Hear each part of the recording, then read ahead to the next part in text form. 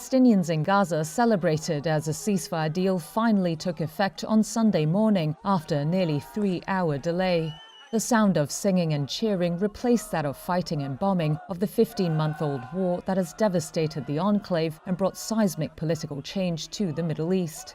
Israel blamed Hamas for holding up the ceasefire, saying the militant group had failed to name the first 3 hostages to be released under their agreement. Hamas said there were technical reasons for the delay, but did not give details. A Palestinian source said continued Israeli air and ground bombardments made it physically difficult to send the list to mediators. 2 hours after the initial deadline, Hamas announced it had sent the list of hostage names, and Israeli officials confirmed receipt.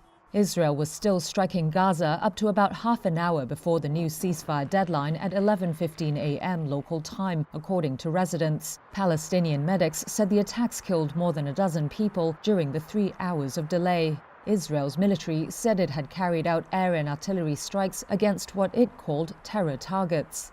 As calm returned to the coastal enclave, rows of aid trucks were lined up along the Rafah border in Egypt ahead of its reopening. The highly anticipated ceasefire deal could pave the way for an end to the Gaza war, which began when Hamas militants attacked southern Israel on October 7, 2023, killing some 1,200 people and taking around 250 hostages, according to an Israeli tally.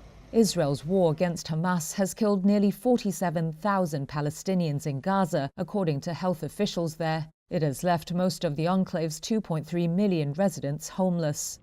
The 3-stage agreement followed months of on-off talks brokered by Egypt, Qatar, and the United States. The first stage will take place over the next 6 weeks.